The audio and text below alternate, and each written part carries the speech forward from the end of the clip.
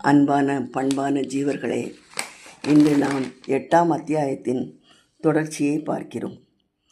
ஏற்கனவே பிரம்மன் பகவானுடைய உந்தி கமலத்திலிருந்து பிறந்தவர் என்றும் எல்லா படைப்புகளையும் அவரே செய்தார் என்றும் அவர் உறையும் மேல் லோகம் பிரம்மலோகம் என்றும் மேல் உலகமான பிரம்மலோகத்திலிருந்து அதற்கு கீழே உள்ள எல்லா உலகங்களையும் சேர்த்து அதுவரை உள்ள அனைத்து உலகங்களும் அழியும் தன்மையுடன என்று நாம் பார்த்தோம். இன்று நாம் காணவிருப்பது பிரம்மாவின் முழு ஆயுள் என்பது என்ன என்பது பற்றி காணவிருக்கிறோம். மொத்தம் யுகங்கள் 4: சத்திய யுகம், திரேதா யுகம், துவாபர யுகம், கலியுகம். கலியுகம் என்பது 4,32,000 ஆண்டுகள். துவாபர யுகம் என்பது அதைப்போல் 2 மடங்கு 8,64,000 ஆண்டுகள். திரேதா யுகம் என்பது கலியுகத்தைப் போல 3 மடங்கு 12,96,000 ஆண்டுகள். சத்தியயுகம் என்பது கலியுகத்தைப் போல 4 மடங்கு, அதாவது 17,28,000 ஆண்டுகள். இந்த 4ஐயும் கூட்டினால் 43,20,000 ஆண்டுகள் வருகின்றன. 43,20,000 ஆண்டுகள் என்பது ஒரு தேவயுகம்.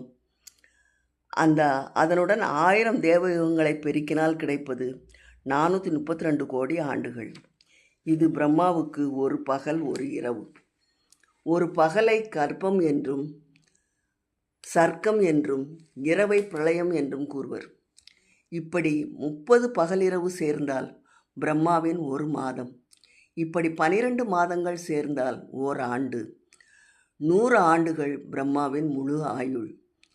பிரம்மாவின் பகலிரவு தத்துவத்தை அறிந்தவர்கள், பகலிரவு காலக்கணக்கின் முடிவை அறிந்தவர்கள்.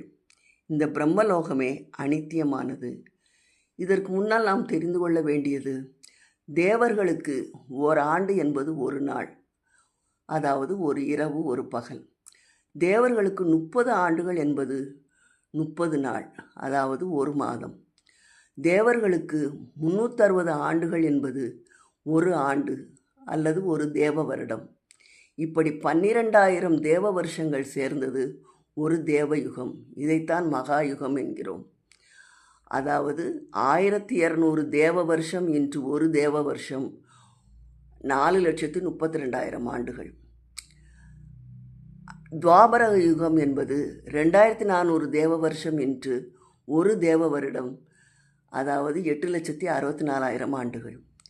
திரேதா யுகம் என்பது 3,600 தேவ வருஷம் என்று ஒரு தேவ வருடம், 12,96,000 ஆண்டுகள். சத்தியுகம் என்பது 4,800 தேவ வருஷம் என்று ஒரு தேவ வருடம், 17,28,000 ஆண்டுகள். இவற்றை எல்லாம் கூட்டும்போது தான் 43,23,000 ஆண்டுகள் வருகின்றன. இதைத்தான் ஒரு தேவ யுகம் என்கிறோம். இதை 1000 தேவ யுகங்களால் பெருக்கும்போது 1000ஆல் பெருக்கும் பொழுது 432 கோடி ஆண்டுகள் வரும். அது பிரம்மாவுக்கு ஒரு பகல் ஒரு இரவு. ஒரு பகலை கல்பம் அல்லது சர்க்கம் என்றும் இரவை பிரளயம் என்றும் கூறுவர். இப்படி 30 பகலிரவு சேர்ந்தால் பிரம்மாவின் ஒரு மாதம், 12 மாதங்கள் சேர்ந்தால் ஓராண்டு, 100 ஆண்டுகள் பிரம்மாவின் முழு ஆயுள். பகலிரவு காலக்கணக்கின் முடிவை அறிந்தவர்கள் இந்த பிரம்மலோகமே அனித்தியமானது என்பதை உணர்ந்திருப்பர். அவ்வாறெனில் அதற்கு கீழ் உள்ள உலகங்களும் அனித்தியமே. அப்படியெனில் அங்கு கிடைக்கும் போகங்களும் அனித்தியமானது.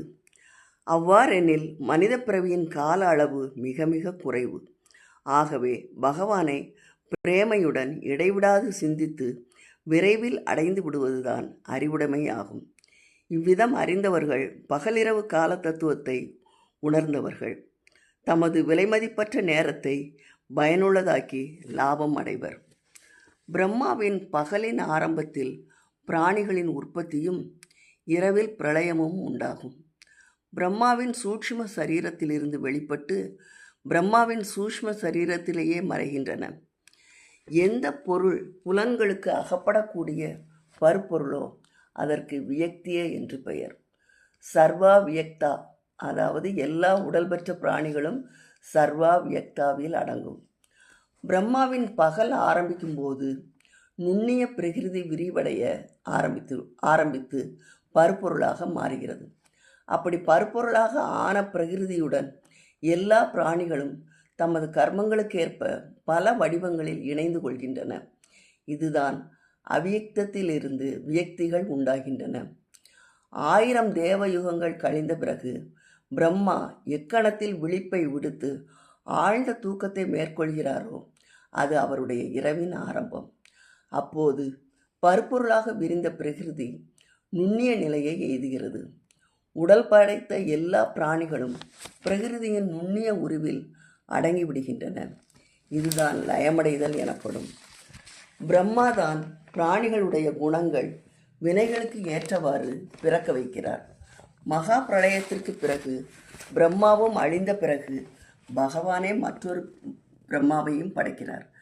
அந்த பிரம்மா தொடர்ந்து எல்லாவற்றையும் படைக்கிறார். ஆனால் சாசுவமான வெளிப்படாத பரம்பொருளான பரமாத்மா அழிவதில்லை. அவ்யக்தம் என்ற தோன்றா நிலையிலிருந்து அக்ஷரம் என்கின்ற அழிவில்லாத நிலை அடைந்து விட்டால் அதுவே பரமபதம். பரமபதம் அடைந்த பிறகு மனிதர்கள் திரும்புவதில்லை. நிர்குண நிராகார பரமாத்மாவை பரம அக்ஷரம், பிரம்மம், பரமகதி என்பர். பகவானுடைய நித்திய வாசஸ்தலம் பரமதாமம் எனப்படும். எதை அடைந்து விட்டால் மனிதன் திரும்பி வரமாட்டானோ அதுவே பரமதாமம் எனப்படும். அப்பகவான் பக்தியினாலேயே அடையத்தக்கவர். பரமேஸ்வரனிடம் எல்லாவற்றையும் சமர்ப்பணம் செய்து அவர் விதித்துள்ள ஏற்பாட்டில் சந்தோஷமாக இருப்பது அனன்ய பக்தி எனப்படும்.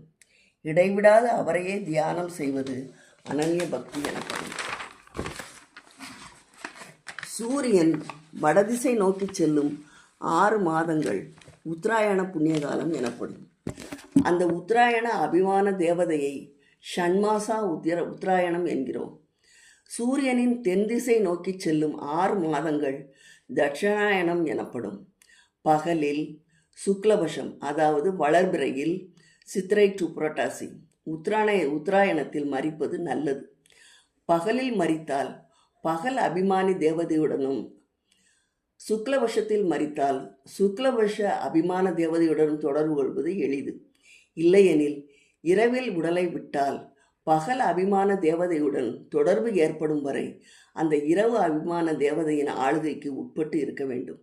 பிறகு பகல் அபிமானி தேவதையிடம் ஒப்படைப்பார். பூமியில் கடல் உள்பட உள்ள பிரதேசம் பகல் அபிமானி தேவதைக்கு உட்பட்டது. அதுபோல் தேய்பிரையில் மரித்தால் வளர்பிறை அபிமானி தேவதையுடன் தொடர்பு ஏற்படும் வரை தேய்பிரை அபிமான தேவதைகளின் ஆளுகைக்கு உட்பட்டிருப்பான். அதேபோல் தட்சிணாயன காலத்தில் மரித்தால் தட்சிணாயன அபிமான தேவதையின் ஆளுகைக்கு உட்பட்டு உத்தராயண அபிமான தேவதையிடம் ஒப்படைக்கப்படுவார். பகலில் சுக்லபட்சத்தில் உத்தராயணத்தில் மரிப்பவர்கள் அபிமான தேவதையிடம் ஒப்படைக்கப்படுகிறார்கள். அவர் சூரிய லோகத்தில் கொண்டு சேர்க்கிறார். அங்கிருந்து வரிசையாக சந்திரன், மின்னல் போன்ற அபிமானி தேவதைகளிடம் ஒப்படைக்கின்றனர். மானச புருஷரும் அவையோர் ஆகிய பார்ஷதர்களும் அவரை பரமபதத்திற்கு இட்டு செல்கிறார்கள். அப்போது அவர் பகவானிடம் ஒன்றுபடுகிறார். இங்கு சந்திரன், மின்னல் என்பவை நாம் காணும் சந்திரன், மின்னல் அல்ல. சுக்ல மார்க்கம் ஒளி மிகுந்தது, கிருஷ்ண மார்க்கம் இருள் சூழ்ந்தது. இந்த மார்க்கத்தில் செல்பவன் மனித உலகுக்கு திரும்ப தோன்ற வேண்டியிருக்கும் என்ற அளவிலே 8ஆம் அத்தியாயம் நிறைவு பெறுகிறது என்பதை தெரிவித்து இத்துடன் முடித்துக்கொள்கிறேன். நன்றி, வணக்கம்.